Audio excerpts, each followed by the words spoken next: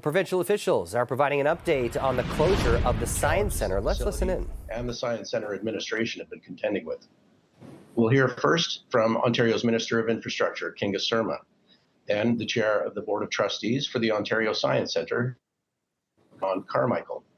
Following Mr. Carmichael's remarks, IO's President and CEO Michael Lindsay will introduce Jane Domenico. Jane is IO's President of Asset Management and Modernization. She'll walk you through the building's challenges in more detail. After that, we'll open up the lines to questions for the remainder of our time. With that, I'll ask Minister Surma to offer her remarks now. Minister. Thank you, Alan, for the land acknowledgement and for the kind introduction. And thank you all for joining us this morning as we provide an update on the closure of the Ontario Science Centre. I recognize the closure has been very difficult for many. It was not an easy recommendation for the Ministry of Infrastructure and Infrastructure Ontario to make. It was an even more difficult decision for the Ontario Science Centre's Board of Trustees to agree to close the building, but it was the right decision and one that I support.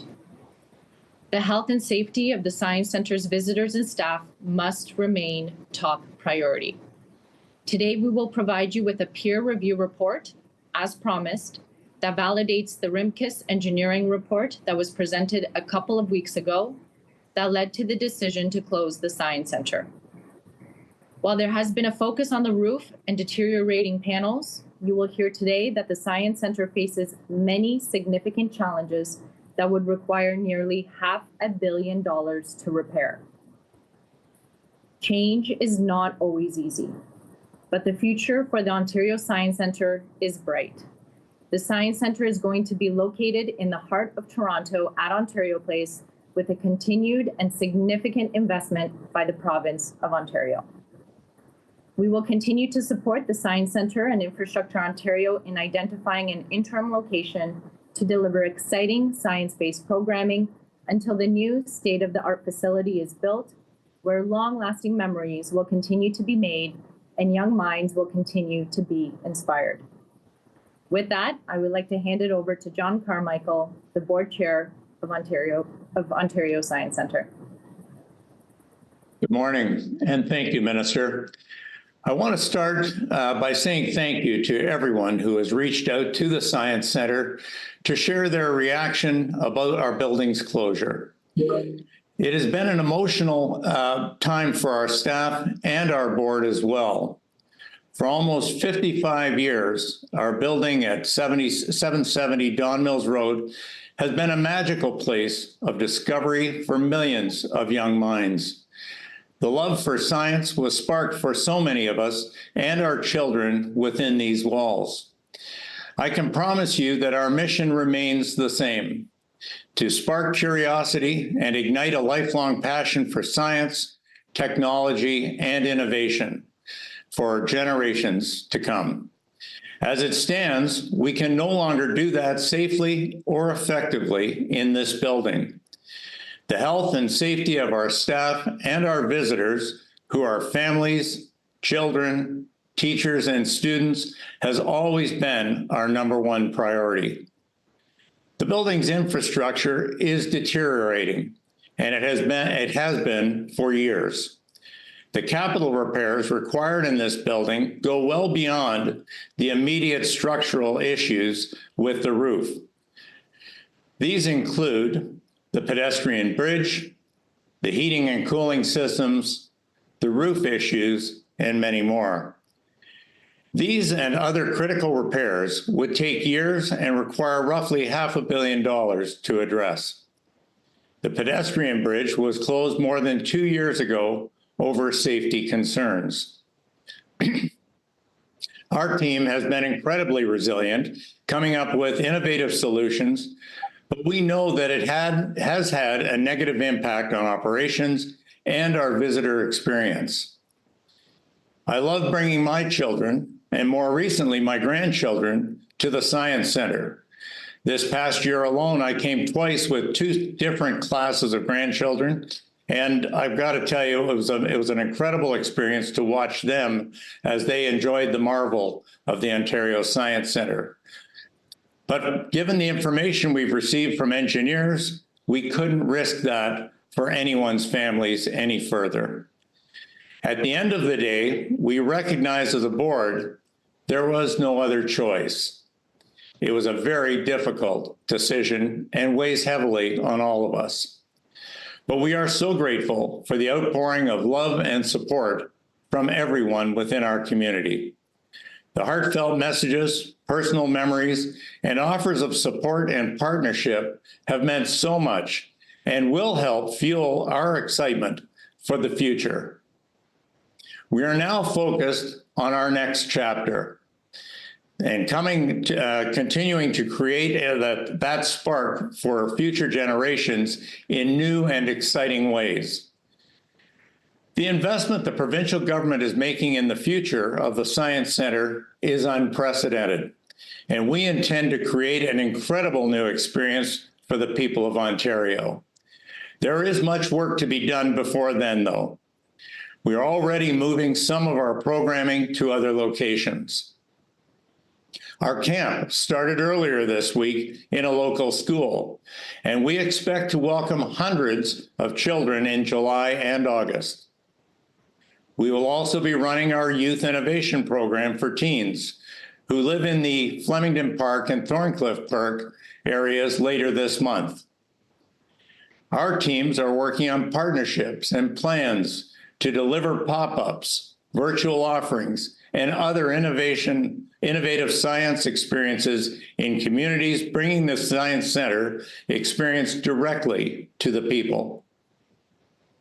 Together with our partners at Infrastructure Ontario, we look forward to announcing the site of an interim location as soon as possible. And of course, we will share updates on the work to design and build our new home at Ontario Place.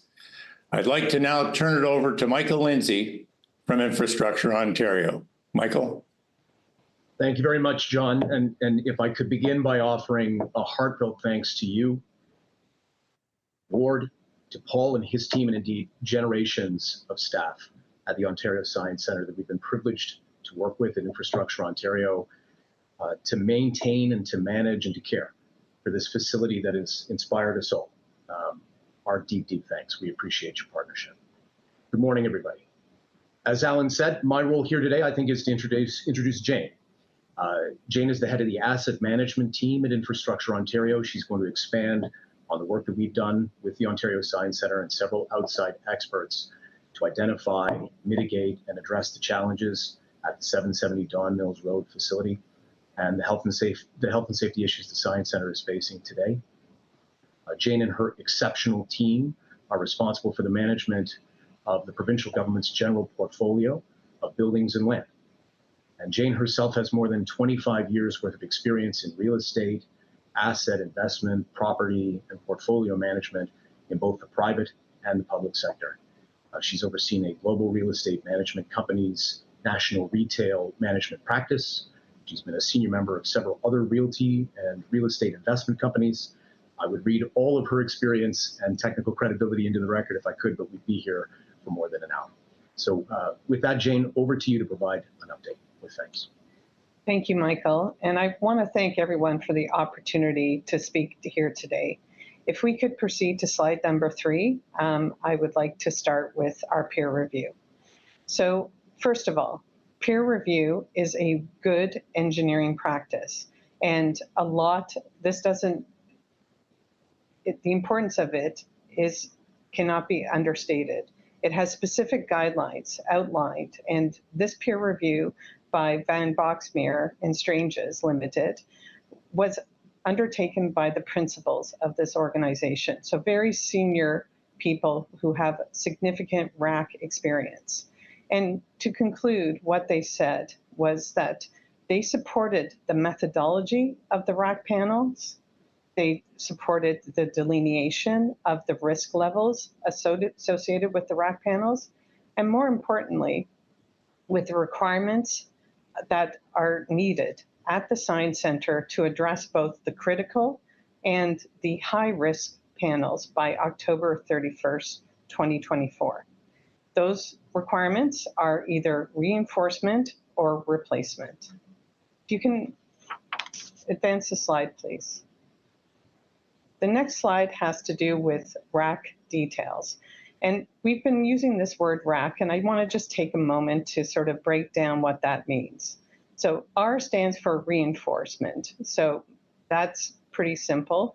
It's, steel rods embedded in this concrete. The next word is autoclave. Autoclave means that it has been baked.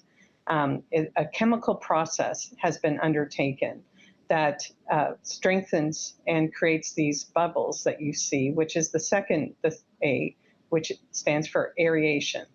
So that aeration is part of the issue that we have with this panels. On one side, it provides insulation and other great aspects to the panels. It's lighter weight than regular concrete. But unfortunately, when water is able to get aerated pockets, it has an ability to spread much quicker and cause failure of these panels much quicker than regular concrete. Even though the word C is concrete, this is not your typical concrete that the average person comes in contact with. This is a much lighter and softer material. If you had in your hands, you could actually break off pieces of it. So very, very different from what most people think of concrete panels. The panels can be very large. And at the Science Center, we have the whole spectrum of the size. So it's 18 inches wide by either 5, 10, or 20 feet long.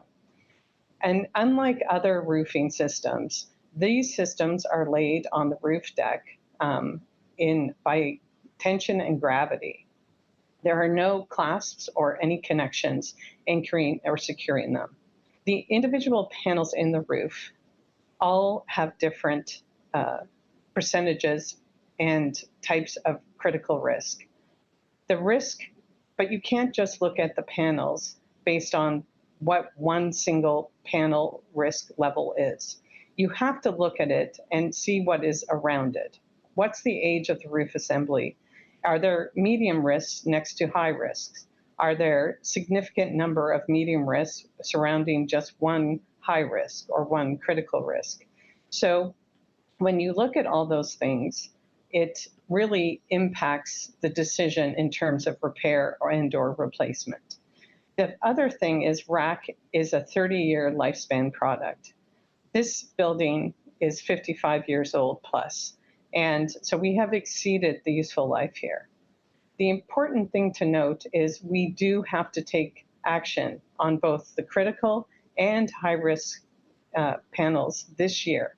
And this action must be undertaken before the snow falls. And that's why October 31st, 2024 is a real date to have everyone be out of the Science Center. Could you please go to slide 5? So one of the issues we've been facing, and if you look to your right, you will see an overview of the Science Center. And the red areas indicate where RIMCAS has not been able to investigate the rack panels. These are quite significant. There is 24,000 square feet in total that is missing. 28% of Building A rack and 30% of Building B rack have not been investigated. I will go further detail on that in future slides, but it's important to note that the Building A uninvestigated area would require extremely intrusive access through reinforced concrete to actually review and assess the condition of these panels. This is very significant work, and no one can be underneath this area when this is being undertaken. In Building B, we have even more complexity with regard to the Great Hall and the auditorium. There are significant protective measures that need to be undertaken because we will be disrupting asbestos and potentially other hazardous materials.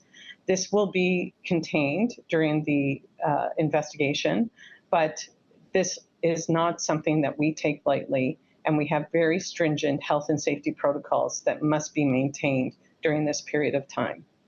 The other thing is that there are large openings are going to be required in the finished ceiling. And we need to build a platform that will be safe and secure for the people investigating and dealing with any critical panels. That takes time, and it needs to be engineered solution. Finally, in Building C, it may not appear to be a lot of uninvestigated areas, but in June, we had a roof leak in an area that was right next to an area that we have not investigated. Those always bring us to the conclusion that we must continue this investigation to ensure the safety and security of all occupants of this building. Next slide, please.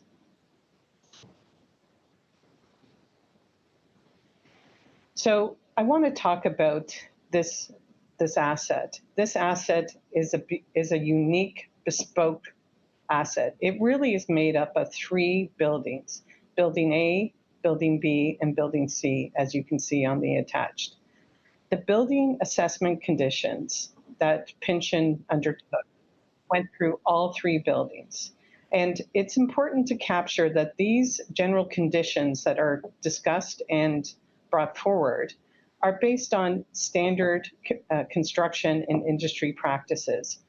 The use and the design and the environment that these buildings sit in make this wonderful site very difficult from a point of view of a constructor and doing the work necessary. The building condition is also needs to be considered because the costs more than likely will exceed as on-site investigation would be undertaken to rehabilitate this asset. These are placed on in-place conditions as well. This does not take into consideration the rehabilitation or the upgrade of any of the systems. For example, would we, if we were doing something here, not want to upgrade our electrical system to ensure that AI and the future of that type of technology for teaching purposes is adopted? This makes it very, very difficult. You will note that the picture is surrounded by a forest. It's not just a forest. There is a ravine that runs between Building A and Building B and C on the other side. And this is really important because of the way this building was designed, which I will go into in a moment. But you can see also there is very little accessibility to the Building B. And again, I will talk about that in the moment. So the buildings in Building A contain what we call a central plant configuration. And what that means is all mechanical and electrical systems are derived from this building. So it supports the Building A infrastructure, supports Building A, Building B, and Building C. Building C is serviced through a tunnel that is actually underneath the ravine, and it connects both Building A and Building C through the basement level. Building B, again, proves again to be more challenging as all the equipment runs through the bridge. And as we noted earlier, the bridge is not accessible due to health and safety concerns since 2022. And I will talk more about what that means for us here. If we can go to the next slide, please. So this is an excerpt from our Pynchon report that was part of the business case. And as I indicated earlier, it is a general outline. But what it does very well is it identifies different components of the overall building that are ending its useful life. And I'm not going to go into every single area that's listed here. And this is only an excerpt of what we feel are the most critical areas due to the importance that those items it require. The first one I would like to talk about is window walls and exterior building envelope. So it may not sound great, but their windows themselves form very important structures within Building A and Building B. And unfortunately, these windows have lost their structural integrity, and they are safe, but they need to be in a full investment, and replacement investment is needed. In addition, there are structural pointing and concrete pointing required on all the buildings, because the building envelope does get tested by the weather and the elements. So those two are very, very important. The second item I'd like to talk about is the electrical switch gears and distributions. As I indicated earlier, would we not want to increase and develop those systems to face the new future rather than just replace existing? When these building conditions in this is undertaken, we are only changing like for like. We are not thinking about future use or future involvement. And finally, one of the areas that is not as well known is the mechanical building control system. This again is at the end of its useful life. And it's not a very interesting to the general public, but it is such an important aspect of running this building safely and security. What it does is it communicates to our technicians on site what exactly is happening for heating, sprinkler systems, electrical, you name it. Every single one of the systems is controlled by the building system controls. Since this report was written, other items have come forward, which I will talk about in later slides. But what is We've been listening to officials providing an update on why the Ontario Science Centre was abruptly shut down, hearing from several members, including a member, the chair of the board, talking about the fact that this was going to cost about $500 million to address the issues. There were many safety concerns regarding the pedestrian bridge, and that a site of an interim location could be revealed as soon as possible. Provincial officials are providing an update on the closure of the Ontario Science Centre. Let's listen in live. Asset, this building is only 36% of the rack roof has not been investigated. This is great concern for RIMCAS and is why we are continuing to investigate post closure of the Science Centre. The unfortunate aspect for this roof is that it has skylights that surround it, which are beautiful from a visual point of view. But unfortunately, usually with skylights, you have water infiltration over time into the roof structure. In addition, the water is shed onto the grate roof. It's not shed off the grate roof. So we have additional water potential in this area. As we talked about earlier, the ceiling treatment has friable asbestos that must be abated in place to ensure the health and safety of the building. So instead of having the equipment that you see there, this entire area will be full of reinforced scaffolding, which will encase this whole area from top to bottom to ensure that the hazardous materials that we are going to be removing pose a health and safety risk. This entire area will have very strict protocols for the staff that do need to access it, that we will make sure are absolutely safe. But this just adds additional complexity to this investigation. So again, it's not as simple as looking at the roof. Another point that I would like to add about RAC is that the RIMCAS came and investigated each panel individually. That's a panel by panel of approximately 150,000 square feet of roofing. That is significant. That took time and that took a lot of resources and ensures that we are comfortable with the RIMCAS report's results. If we can go to the next slide, please.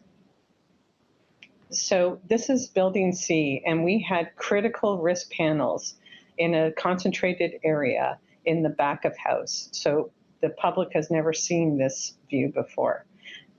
This is a structural hoarding. This is not a replacement. The replacement project is currently with the City of Toronto awaiting a building permit. This is hoarding that protects the staff and anyone else walking through here from potential rack panel failure. This is an important aspect, and we wanted to show this because this type of action will be needed going up to October 31st and after October 31st. Thank you.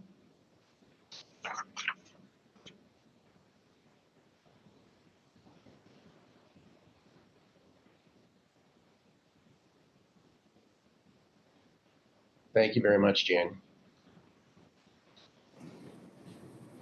Okay, we're going to go to the questions and answers now. So I would ask that anyone with a question, please raise your hand.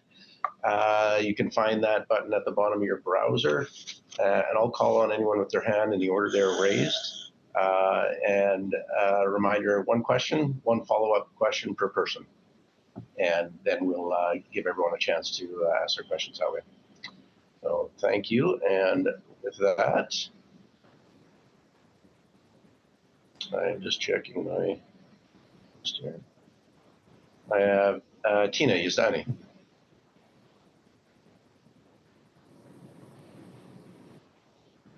Hi, good morning, everyone. Thanks for the presentation.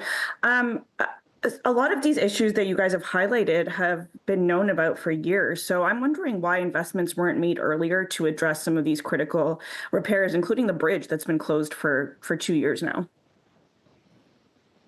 Thank you very much, Tina. I can start off by taking that question, and Michael and Jane, if you'd like to add. We have been providing support to the Science Centre. In fact, last year we provided an emergency $7 million for repair. The Science Centre receives 20 to 25 million a year from the provincial government to continue operations.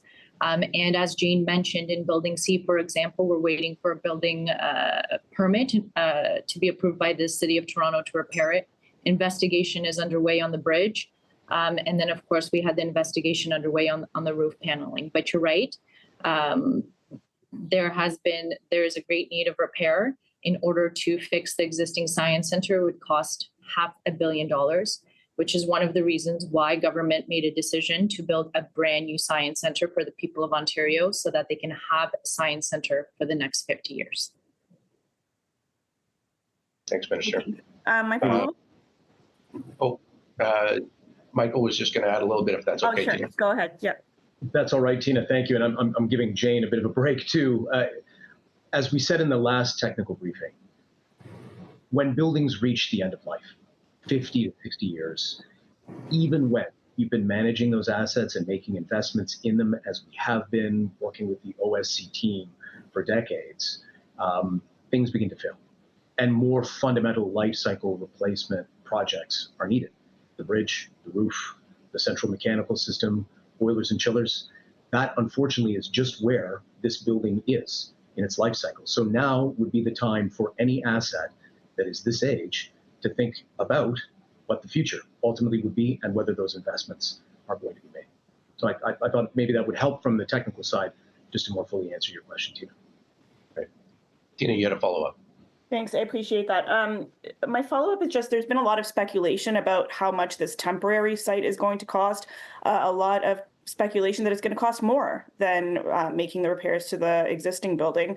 If you could provide any insights on the cost of moving this to a temporary location. Well, of course, we are very much interested in providing a temporary location. We want children and families to continue to have access to science-based learning. The RFP is out currently, and we intend on receiving results by the end of the month, which will, of course, provide more information to us. But I will pass it along to Michael if he has anything to add. So the RFP is a really important document, and you will see that we have cast, oh, we just lost connection. Well, I think, unfortunately, that's you, Jane. Okay, sorry. I think you're good.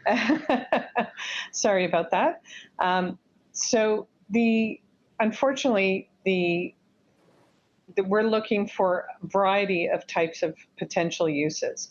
The best use would be what we call a vanilla shell building, which will allow, and the cost associated with that type of will be significantly less than if we have to do work and do demolish. So, and the timelines will also be significantly less.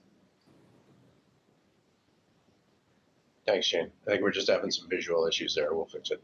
Yeah. Great. Thanks, Tina. And Aidan Chimandi.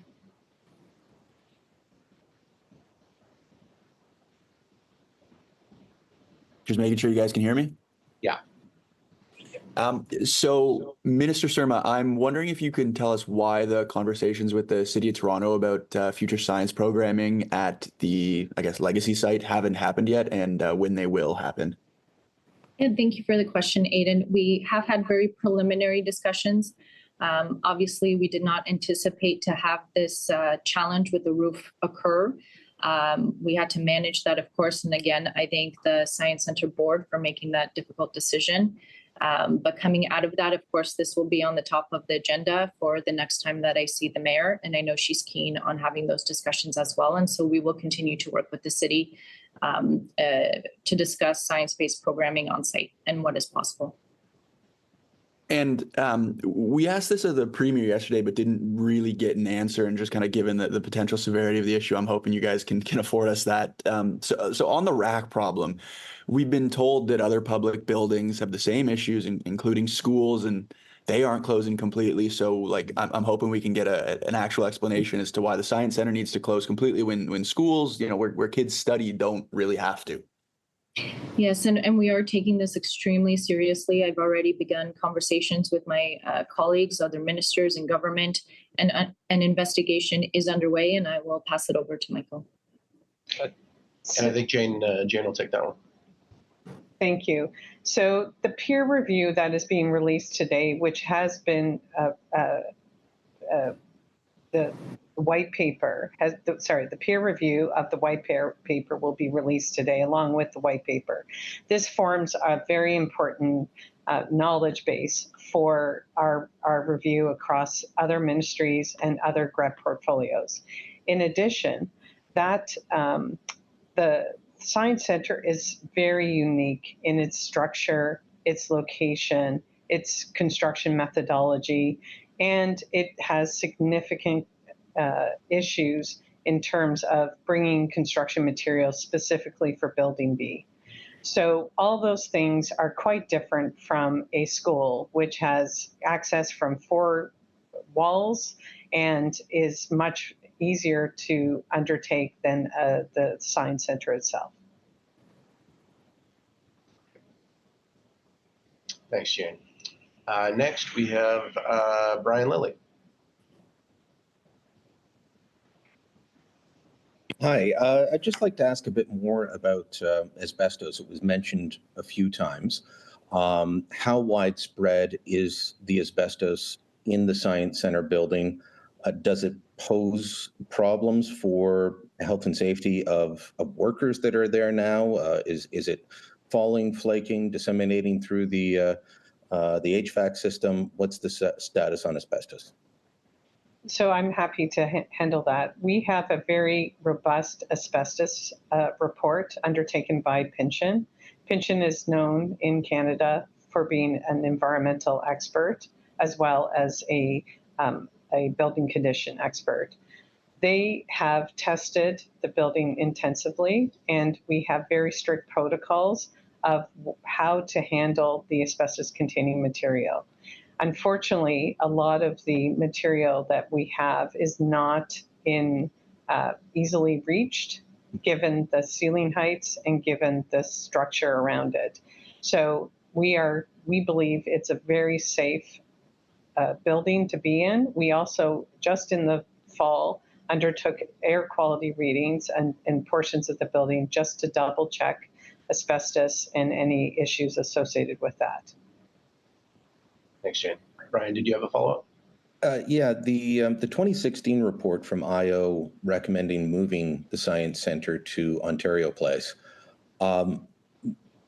Why the delay between 2016 and I'm not sure when you finally announced it, Minister, was it 2022? a decision to move it there. That's a long time for government. I know there was a change in leadership of the government, but it's a long time for the government to hear this facility is not worth saving. It's in such bad shape, and making a decision. So why did it take so long to come up with saying, yes, we're going to move the Science Center and build a new one? Well, we continue to make investments so that the Science Center can be operational. As you know, it's enjoyed by many Ontarians, families, and students, and that was important to us. And then, of course, we wanted to do our due diligence, and we conducted the business case in 2023, which outlined a recommendation that moving it to Ontario Place was the better option, the more cost-effective option for Ontarians. And we announced that decision publicly in April. And we continue to make progress on Ontario Place redevelopment. Thanks, Minister. Thanks, Brian. Next, we have Liam Casey. Hi, can you hear me? Yeah. So this is a question about sort of the broader review of RAC outside of the Science Center. I'm wondering, I've been reaching out to a bunch of ministries. I understand that there are a number of buildings that have RAC, including, I think, some jails within Solgen, hundreds of schools. Can you tell me in as much detail as possible what your investigation has yielded so far on RAC buildings, either owned by Ontario or used by Ontarians that are under your purview? So I will handle that. Thank you. So we have undertaken a review of RAC sites. The way that we discovered the Science Center was that it specified the product, the brand name product for RAC.